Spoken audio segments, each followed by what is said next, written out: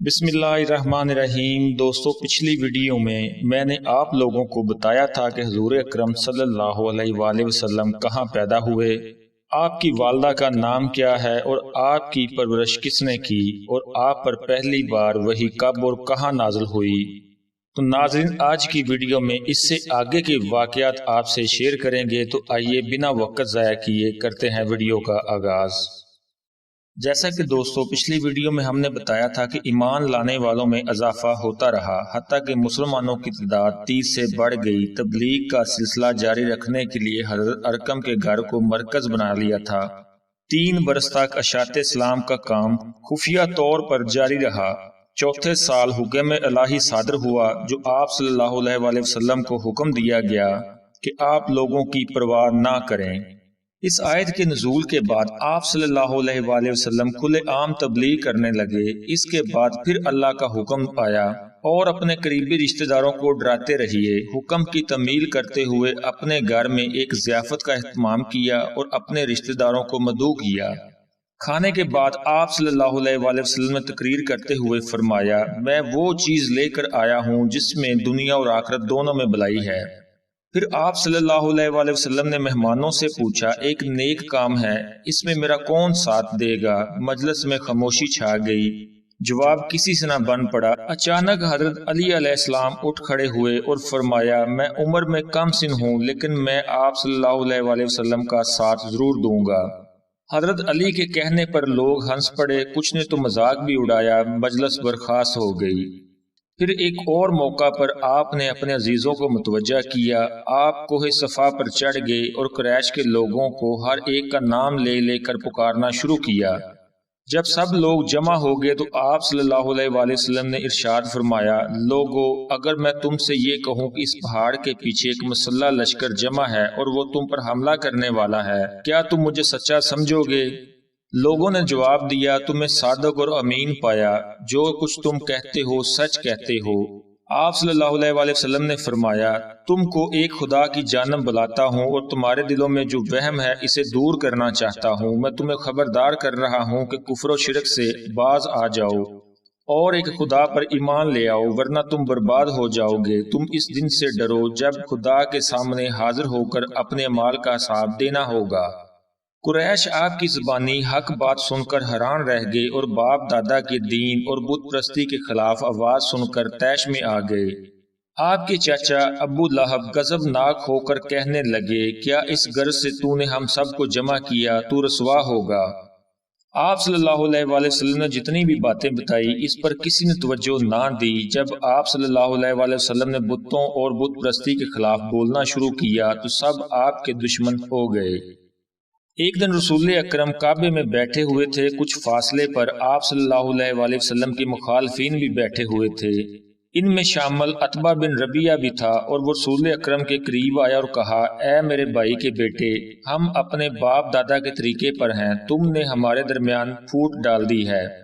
घरों में झगड़े पैदा हो गए। एक शर्त पर तुम्हारी ख्वाहिश पूरी करने के लिए तैयार हूँ। वो शर्त ये है कि हमारे बाप दादा के दीन को बुरा ना कहो और हमारे मबूदों को बुरा ना कहो। जो कुछ मांगोगे हम देने के लिए तैयार हैं, जितनी दौलत मांगो हम देंगे। बादशाह बनना पसंद करो तो बादशाह बनाएंगे।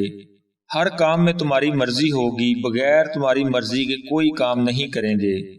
इसके जवाब में आप सल्लल्लाहु अलैहि वसल्लम ने कुरान करीम की तिलावत की। मैं भी तुम्हारी तरह एक इंसान हूँ, मगर मुझ पर वही आई है कि तुम्हारा मबूद एक खुदा है।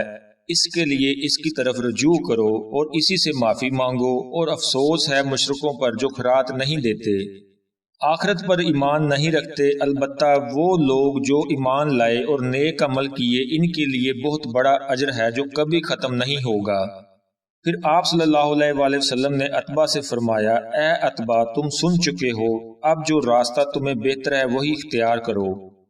आप सल्लल्लाहु अलैहि वसल्लम हर जगह जाते और लोगों को दीन की दावत देते। एक मर्तबा हज के दौरान रहमत लिल आलमीन हज़रत अबू बकर के हमरा मामूल के मुताबिक तबलीग हक के लिए मना तशरीफ ले गए, जहां अरब के कोने कोने से ज़ायरीन आए हुए थे। तो हिद दावत देते हुए ऐसी मजलिस में पहुंचे जो बड़ी बा अजमत और बावकार थी। चंद मोअज़्ज़ज़ ज़ी वजाहत इख्शास बातचीत में मसरूफ थे। حضرت ابو بکر صدیق نے آگے بڑھ کر سلام کیا اور ان سے پوچھا، اے بیت اللہ کے مہمانوں، تم کس قبیلے سے تعلق رکھتے ہو؟ جواب ملا، ہم شیبان کی اولاد ہیں، ہم فارسی کے پڑوسی ہیں اور کسرا کے زیر اثر ہیں۔ حضرت ابو بکر صدیق اس قبیلے سے واقف تھے، ان سب کو پہچان گئے، حضور کی خدمت میں عرض کیا، یا رسول اللہ، میرے ماں باپ آپ پر قربان ہو، آپ اجازت دے تو میں ان سے بات کروں؟ حضور اکرم صلی اللہ علیہ وآلہ وسلم نے اجازت دی۔ حضرت ابو بکر صدیق نے ان سے تفصیل سے گفتگو کی اور حالات سے آگاہ کیا، پھر حضور ان سے مخاطب ہوئے، میں تم کو اس بات کی طرف بلاتا ہوں کہ تم گواہی دو سوائے اللہ کی اور کوئی عبادت کے لائق نہیں، اور میں اس کا رسول ہوں۔ میں چاہتا ہوں کہ تم میرے مددگار بنو تاکہ میں اللہ کے احکامات بغیر کسی رکاوٹ کے پہنچا سکوں۔ آپ صلی اللہ علیہ وآلہ وسلم نے فرمایا، قریش نے اللہ کے احکام کی کھلم کھلا مخالفت کی ہے، اس کے رسول کو جھٹلایا، غلط بات پر قائم رہے، سچائی کا انکار کیا۔ اللہ بے شک تمام باتوں سے بے نیاز اور تعریف کے لائق ہے۔ ان میں سے ایک شخص جس کا نام مفروق تھا پوچھا، اور کس کس چیز کی دعوت دیتے ہیں؟ اس کے جواب میں حضور اکرم صلی اللہ علیہ وآلہ وسلم نے قرآن حکیم کی چند آیات تلاوت فرمائیں، جن میں حکم دیا گیا کہ اللہ کے ساتھ کسی کو شریک نہ کرو، ماں باپ کے ساتھ احسن سلوک کرو، بے حیائی کے قریب مت بھٹکو، خواہ وہ پوشیدہ ہو یا ظاہر، جن کا خون اللہ نے حرام کیا ہے ان کا ناحق قتل مت کرو، یتیم کے مال کو ہاتھ نہ لگاؤ، ناپ تول انصاف کے ساتھ کیا کرو، اور جب تم بات کرو تو انصاف کرو۔ مفروق قرآن کریم کی آیات سن کر بول پڑا، اے قریشی بھائی، جو تم نے سنایا کتنا پیارا کلام ہے جو دل میں اترتا چلا گیا، یقیناً ایسا کلام زمین والوں کا نہیں ہو سکتا۔ خدا کی قسم، جو کچھ تم کہتے ہو اس میں بلائی ہی بلائی ہے۔ جن لوگوں نے تم کو جھٹلایا انہوں نے تمہارے ساتھ زیادتی کی ہے۔ رسول اکرم صلی اللہ علیہ وآلہ وسلم نے اپنی قوم کو راہ راست پر لانے اور برائی سے روکنے کی تبلیغ کرتے رہے۔ کفار قریش تو پہلے ہی دشمن بن چکے تھے اور کئی بار ابو طالب کے پاس شکایت لے کر بھی گئے تھے۔ پھر ایک مرتبہ حضرت ابو طالب کے پاس آئے اور ان سے کہا، اے ابو طالب، آپ سن رسیدہ بزرگ ہیں، ہم سب آپ کی قدر کرتے ہیں، ہم نے آپ سے پہلے بھی کہا تھا کہ اپنے بھتیجے کو منع کریں، وہ ہمارے معبودوں کے خلاف باتیں کرتے ہیں، ہم برداشت نہیں کریں گے، آپ انہیں ایسا کرنے سے باز رکھیں یا ان پر سے دستے شفقت اٹھا لیں اور ان کی مدد نہ کریں۔ حضرت ابو طالب نے رسول اکرم صلی اللہ علیہ وآلہ وسلم کو بلا بھیجا، آپ تشریف لائے اور ان سے کہا، میرے بھتیجے، تمہاری قوم کے لوگ میرے پاس آئے تھے، تمہارے بارے میں بہت کچھ کہہ رہے تھے، ذرا میری جان کا بھی خیال کرو اور اپنی جان کا بھی، اور مجھ پر اتنا بوجھ نہ ڈالو کہ میں اٹھا نہ سکوں۔ رسول اکرم صلی اللہ علیہ وآلہ وسلم نے فرمایا کہ کوئی میرے داہنے ہاتھ میں سورج اور بائیں ہاتھ میں چاند رکھ دے اور مجھ سے کہے کہ میں اس کام سے باز آ جاؤں تو میں ایسا نہیں کروں گا، خواہ اس کے لیے میری جان ہی کیوں نہ چلی جائے۔ پھر رسول اکرم صلی اللہ علیہ وآلہ وسلم کی آنکھوں سے آنسو جاری ہو گئے۔ یہ دیکھ کر حضرت ابو طالب نے کہا، جو تمہارا دل چاہے وہ کرو، جس طرح سے چاہے تبلیغ کرو، میں تم کو کسی کے حوالے نہیں کروں گا۔ پھر آپ صلی اللہ علیہ وآلہ وسلم کو اللہ کی جانب سے حکم ہوا کہ خاندان والوں کے انکار سے مایوس نہ ہوں، مکے کے آس پاس بھی لوگ رہتے ہیں، ان کے پاس جائیں اور انہیں دین کی دعوت دیں، اور اس طرح سے ہم نے تم پر عربی میں قرآن نازل کیا تاکہ گمراہوں کو خوف دلاؤ، یعنی اے پیغمبر، اب آپ شہر مکہ کے آس پاس رہنے والوں کو اللہ کا پیغام پہنچائیں۔ چنانچہ پیغام ملتے ہی آپ طائف تشریف لے گئے، وہاں ثقیف کے ذمہ دار لوگوں سے ملاقات کی اور دین حق کی دعوت دی۔ طائف میں بھی آپ صلی اللہ علیہ وآلہ وسلم کے مخالفین تھے، وہ نہیں چاہتے تھے کہ آپ صلی اللہ علیہ وآلہ وسلم وہاں دین کی باتیں بتائیں۔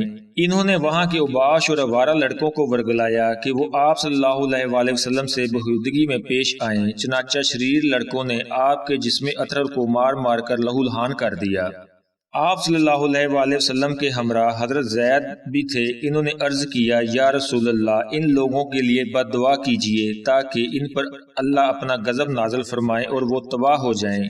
اسی وقت ایک فرشتہ حاضر ہوا اور کہنے لگا، آپ حکم دیں تو میں دونوں پہاڑوں کو جو مکہ اور طائف کے درمیان ہے ملا دوں تاکہ یہ نافرمان پس کر رہ جائیں۔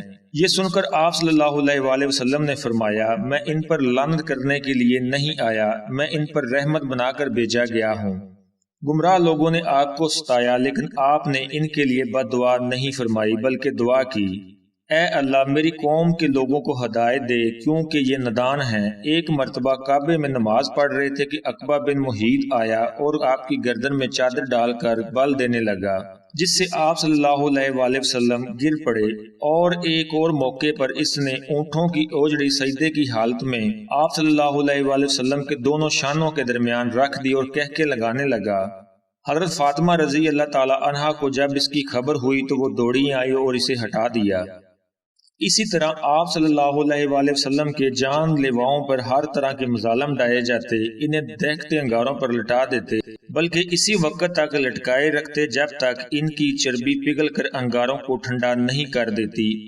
ایک اور سزا کا طریقہ یہ تھا کہ تپتی زمین پر لٹا کر چھاتی پر بھاری پتھر رکھ کر لوہا آگ میں تپا کر جسم کو داغا جاتا۔ جب کفار مکہ نے ایمان والوں کا جینا دوبر کر دیا تو حضور اکرم صلی اللہ علیہ وآلہ وسلم نے اپنے ساتھیوں سے فرمایا، حبشہ چلے جاؤ، وہاں کا بادشاہ انصاف پسند ہے، کسی پر ظلم نہیں کرتا اور نہ ظلم کو پسند کرتا ہے۔ اس سرزمین پر اس وقت تک رہو جب تک اللہ تمہاری مصیبت رفع کرنے کی صورت پیدا نہ کر دے۔ اللہ کے نبی کے مشورے پر 15 آدمی حبشہ پہنچ گئے۔ کفار قریش خاموش نہ رہے۔ قریش نے فیصلہ کیا کہ مسلمانوں کو حبشہ سے نکلوا دیا جائے، چنانچہ اسی مقصد کو پورا کرنے کے لیے ایک وفد شکایت لے کر حبشہ پہنچا اور شاہ نجاشی سے ملا۔ وفد نے شاہ سے کہا، باغیوں کو ہمارے حوالے کر دیں تاکہ انہیں سزا دے سکیں۔ شاہ نے پوچھا، ان کا قصور کیا ہے؟ کفار نے بتایا کہ انہوں نے باپ دادا کے مذہب کو چھوڑ کر نیا مذہب اپنایا ہے اور یہ سب سے بڑا جرم ہے۔ شاہ نجاشی نے مسلمانوں کو دربار میں حاضر کیا، حقیقت حال تفصیل سے پوچھا۔ مسلمانوں کی طرف سے حضرت جعفر طیار رضی اللہ تعالی عنہ نے فرمایا، ہم سب گناہوں میں مبتلا ہو چکے تھے، زمین اور آسمان کرنے والے خدا کو چھوڑ کر بے شمار خدا بنا رکھے تھے، یعنی بتوں کی پوجا کرتے تھے، پڑوسیوں پر ظلم کرتے تھے، جو طاقتور تھے کمزوروں پر ظلم ڈھاتے تھے، انہیں خوفزدہ کرتے تھے، لوٹ مار بھی کرتے تھے، یہاں تک کہ ہم میں سے ایک شخص پیدا ہوا جس کی گواہی دوست اور دشمن سبھی دیتے ہیں۔ قوم نے اس کو محمد الامین کا لقب دیا۔ اس نے ہم کو حق کی طرف بلایا، توحید کا سبق سکھایا۔ اس نے ہمیں سچ بولنے اور پڑوسیوں اور کمزوروں کے ساتھ حسن سلوک سے پیش آنے کے لیے کہا، قتل کرنے کو جرم ٹھہرایا، جھوٹ بولنے اور یتیم کا مال کھانے کے عذاب سے ڈرایا، نماز قائم کرنے، زکوٰۃ دینے کی نصیحت کی۔ ان کی اس سچائی پر ہم سب ایمان لے آئے اور تمام برے کاموں کو چھوڑ دیا جس پر ہماری قوم ہماری جان کی دشمن بن گئی۔ ہماری قوم چاہتی ہے کہ ہم سیدھے راستے پر نہ چلیں بلکہ برائی کی طرف لوٹ آئیں۔ شاہ نجاشی نے حضرت جعفر طیار رضی اللہ تعالی عنہ کی صداقت بری تقریر سن کر ان کو اور ان کے ساتھیوں کو دشمن کے حوالے کرنے سے انکار کر دیا اور کہا، اللہ تعالیٰ کا جو کلام تمہارے پیغمبر پر نازل ہوا اس کا کچھ حصہ سناؤ۔ حضرت جعفر طیار نے سورہ مریم کی چند آیتیں پڑھی جن میں حضرت عیسیٰ علیہ السلام کے پیدا ہونے اور ان کی زندگی کے واقعات کا ذکر ہے۔ ان آیتوں کو سن کر شاہ نجاشی بے حد متاثر ہوا اور رو پڑا اور کہنے لگا، خدا کی قسم یہ کلام سچا ہے۔ مسلمانوں میں کچھ لوگ تو حبشہ کی طرف ہجرت کر گئے، رہ جانے والوں میں حضرت ابو بکر صدیق اور حضرت علی تھے۔ مسلمانوں کو پکڑ کر لانے کے لیے جو وفد حبشہ گیا وہ ناکام واپس آ گیا۔ اس ناکامی پر قریش بکھر گئے۔ پھر سب نے ایک ترکیب سوچی، نعوذ باللہ، کیوں نہ محمد کا کام تمام کر دیا جائے، نہ وہ زندہ رہیں گے نہ ہمارے بتوں کے خلاف تبلیغ کر سکیں گے۔ آپس میں صلاح مشورے ہوئے، یہ طے پایا کہ اس کام کے لیے ہر قبیلے کو شریک کیا جائے تاکہ کوئی قبیلہ کسی سے کوئی بدلہ نہ لے سکے۔ چنانچہ ایک رات منصوبے کے تحت ہر قبیلے سے ایک ایک آدمی کو لیا گیا اور آپ کے گھر کے چاروں طرف گھیرا ڈال لیا اور آپ صلی اللہ علیہ وآلہ وسلم کے باہر نکلنے کا انتظار کرنے لگے۔ اللہ تعالیٰ نے دشمن کے خطرناک ارادے سے آپ صلی اللہ علیہ وآلہ وسلم کو آگاہ کر دیا۔ آپ نے اپنے بستر پر حضرت علی کو الٹا دیا اور ہدایت کی کہ جن جن کی امانتیں ہیں وہ تمہارے حوالے کر رہا ہوں، سب کو لٹا دینا۔ آپ باہر نکلے تو دیکھا دشمن طاق میں بیٹھا ہوا ہے۔ آپ صلی اللہ علیہ وآلہ وسلم نے ایک مٹھی مٹی اٹھائی اور یہ خاک آپ نے نہیں پھینکی بلکہ اللہ نے پھینکی، پڑھ کر ان کی طرف پھینک دی۔ دشمن اور آپ کے درمیان ایک پردہ حائل ہو گیا۔ آپ دشمنوں کی نظر سے اوجھل ہو گئے۔ آپ حضرت ابو بکر صدیق کو اپنے ہمراہ لے کر غار ثور پہنچ گئے۔ غار کے اندر 3 دن گزارے، چوتھے روز مدینہ منورہ روانہ ہو گئے۔ مکہ چھوڑنے کے دوران آپ صلی اللہ علیہ وآلہ وسلم بہت رنجیدہ ہوئے۔ اس پر وحی نازل ہوئی، بے شک جس خدا نے آپ کے لیے قرآن پر عمل اور اس کی تبلیغ کا فرض قرار دیا، آپ کو آپ کے وطن پھر پہنچا دے گا۔ اور آپ صلی اللہ علیہ وسلم فرما دیجئے، میرا رب خوب جانتا ہے اللہ کی طرف سے کون سچا دین لے کر آیا ہے اور کون سری گمراہی میں ہے۔ آپ صلی اللہ علیہ وآلہ وسلم مدینہ جاتے ہوئے مقام قباء میں ٹھہرے اور یہاں ایک مسجد کی تعمیر کی۔ قباء سے آپ یثرب پہنچے۔ دوستو، دراصل مدینہ کا قدیم نام یثرب تھا۔ جب آپ شہر کے اندر داخل ہوئے تو وہاں کے باشندوں نے آپ کا شاندار استقبال کیا۔ لوگ گھروں کی چھتوں سے آپ کا نظارہ کرنے لگے، لڑکیاں دف بجا کر آپ کی تعریف میں اشعار پڑھ رہی تھیں۔ ہر طرف سے آوازیں آ رہی تھی، صادق آ رہے ہیں، امین آ رہے ہیں۔ لوگوں نے یثرب کا نام مدینۃ النبی رکھا، یعنی نبی کا شہر۔ آپ اپنی اونٹنی پر بیٹھے ہوئے تھے۔ اونٹنی حضرت ابو ایوب انصاری کے گھر کے سامنے ٹھہر گئی۔ آپ نے حضرت ابو ایوب انصاری کے گھر میں قیام کیا۔ مکہ سے مسلمان مدینہ آنے لگے تو آپ نے مدینے کے انصار اور مکے کے مہاجرین کے درمیان بھائی چارہ قائم کرا دیا، یعنی ہر ایک دوسرے کا بھائی بنا دیا۔ آپ صلی اللہ علیہ وآلہ وسلم کی آمد سے پہلے مدینہ میں مختلف قبائل کے درمیان لڑائی جھگڑے ہوا کرتے تھے، خصوصاً قبیلہ اوس اور قبیلہ خزرج آپس میں سخت دشمن تھے، اور آپ کی مدینہ آمد کے بعد اوس اور خزرج پرانی دشمنی بھول گئے اور آپس میں بھائی بن گئے۔ مدینہ کی حفاظت کے لیے آپ نے غیر مسلموں کو اپنے ساتھ ملا لیا اور ایک معاہدہ بھی کیا، اس لیے کہ دشمنوں کی طرف سے خطرہ لاحق تھا۔ آپ نے صحابہ کرام کو منظم کیا، پھر ایک جماعت تیار کر لی، جس کی تعریف اللہ نے کچھ اس طرح سے کی ہے: محمد اللہ کے رسول ہیں، جو ان کے ساتھ ہیں وہ کافروں کے مقابلے کے لیے سخت ہیں، جو آپس میں رحم کرنے والے و رکوع کرتے ہیں، اور وہ اپنے رب کا فضل اور رضا چاہتے ہیں۔ ان کی نشانیاں ان کے چہرے پر سجدوں کے اثر سے ظاہر ہیں۔ آپس میں امن و ایمان میں رہنے کے لیے مسلمان اور کفار قریش کے درمیان صلح حدیبیہ کے نام سے 10 سالہ معاہدہ ہوا۔ معاہدے میں اس شرط کو رکھا کہ عرب قبائل میں سے کوئی بھی قبیلہ اس بات پر آزاد ہوگا کہ وہ مسلمانوں کا طرفدار بن جائے یا کفار قریش کا ساتھ دے، اس پر کسی کو کوئی اعتراض نہ ہوگا۔ اس شرط کے مطابق بنو بکر کفار قریش کا حلیف بن گیا اور بنو خزاع مسلمانوں کا ہم نوا۔ لیکن کفار قریش نے معاہدے پر عمل نہ کیا۔ اس نے بنو خزاع کے ساتھ مخالفانہ رویہ اختیار کیا۔ ایک روز بنو بکر نے بنو خزاع پر حلہ بول دیا اور جانی و مالی نقصان پہنچایا۔ اس کی اطلاع حضرت محمد صلی اللہ علیہ وآلہ وسلم کو ملی۔ اس سے آپ بہت رنجیدہ ہوئے اور مکہ والوں کو پیغام بھیجا کہ بنو خزاع کو جو نقصان پہنچا ہے اس کا ہرجانہ ادا کرے یا پھر معاہدہ توڑ دے۔ کفار قریش نے معاہدہ توڑ دیا اور بنو بکر کو حق بجانب قرار دیا۔ سرکار دو عالم صلی اللہ علیہ وآلہ وسلم جان نثاروں کی ایک جماعت لے کر مکہ کی طرف روانہ ہوئے۔ جب مسلمان آگے بڑھتے رہے تو راستے میں دوسرے لوگ بھی دستے میں شامل ہوتے گئے۔ اس طرح اسلامی لشکر میں شامل ہونے والوں کی تعداد 10,000 تک پہنچ گئی۔ جب اسلامی لشکر مکہ پہنچا تو کفار قریش خوف زدہ ہو گئے۔ اس میں مقابلہ کرنے کی جرت نہ ہوئی۔ رحمت للعالمین سے مکے والوں کا آمنا سامنا ہوا تو آپ نے ان سے پوچھا، میں تمہارے ساتھ کیا سلوک کروں؟ مکہ والوں نے جواب دیا، تو شریف بھائی ہے اور شریف بھتیجا بھی ہے۔ آپ صلی اللہ علیہ وآلہ وسلم نے فرمایا، میں تمہارے ساتھ وہی سلوک کروں گا جو یوسف علیہ السلام نے اپنے بھائیوں کے ساتھ کیا تھا۔ تم پر کوئی الزام نہیں ہے، جاؤ سب تم آزاد ہو، میں نے تمہیں معاف کیا۔ جانصار آپ کے حکم کے منتظر تھے، جو بھی حکم ملے اس پر عمل کریں، لیکن آپ صلی اللہ علیہ وآلہ وسلم نے حکم دیا کہ بدلہ لو نہیں، بلکہ آپ صلی اللہ علیہ وآلہ وسلم نے فرمایا، جو کوئی ہتھیار پھینک دے اسے قتل نہ کیا جائے، جو کوئی خانہ کعبہ کے اندر جائے اسے کچھ نہ کہا جائے، جو کوئی ابو سفیان کے گھر میں پناہ لے اسے کچھ نہ کیا جائے، جو کوئی حکیم بن حزام کے گھر میں پناہ لے وہ بھی محفوظ ہے، جو کوئی اپنے گھر کے اندر ہو اسے بھی کچھ نہ کہا جائے، بھاگ جانے والے کا پیچھا نہ کیا جائے، زخمی کو نقصان نہ پہنچایا جائے۔ رسول اکرم صلی اللہ علیہ وآلہ وسلم نے دشمنوں کے ساتھ جس طرح سے رواداری اور عفو و درگزر کا رویہ اختیار کیا، اس کی نظیر نہیں ملتی۔ پھر آپ صلی اللہ علیہ وآلہ وسلم کعبے کے اندر داخل ہوئے اور حجر اسود کو بوسہ دیا، اونٹنی پر سوار ہو کر بیت اللہ کے گرد طواف کیا، خانہ کعبہ کے بتوں کو نکال کر باہر پھینک دیا۔ اس کے بعد آپ نے نماز شکرانہ ادا کی۔ دوستو اس سے آگے کے واقعات انشاءاللہ نیکسٹ ویڈیو میں بیان کریں گے۔ ملتے ہیں نیکسٹ ویڈیو میں، تب تک اللہ نگہبان۔